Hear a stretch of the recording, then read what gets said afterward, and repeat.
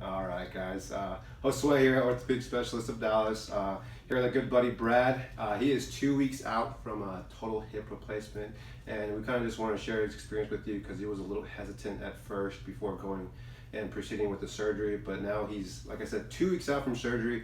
I couldn't tell that he even had surgery coming in. He was walking all normal. I was like, "Did you have surgery?" I did. And he did, guys. And I just want to share his experience with you guys. For those who have any doubts with going through with any kind of total knee or total hip replacement, go ahead, Brad, and just tell us a little bit about your experience. I wrecked my motorcycle in 2014 and had hip problems ever since. And came to see Dr. Bernie in 2015, and he told me that I needed this procedure.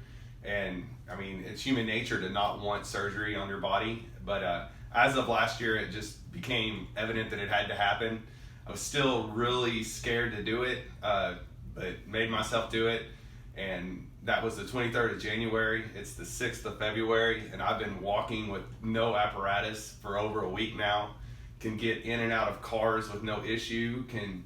I feel like I could run right now if I had to. So, I mean, it's just phenomenal, the difference. And I mean, no pain whatsoever. I mean, surgical scar was painful, but other than that, I mean, it was nothing at all. So I am phenomenally happy. Hey, we're glad to hear that, Brad. And of course, we always try to take a conservative approach to anything, of course, but when it comes time for surgery, we just like to let people know that it sometimes can be a great recovery as long as your mindset is in a positive mindset as well. Okay, so you definitely need to go into it with a positive mindset. But hey, Brad, I'm glad that you could share that experience with you. I'm glad we're doing so well. Okay, I'm very happy. Thank you much. Yeah, no problem.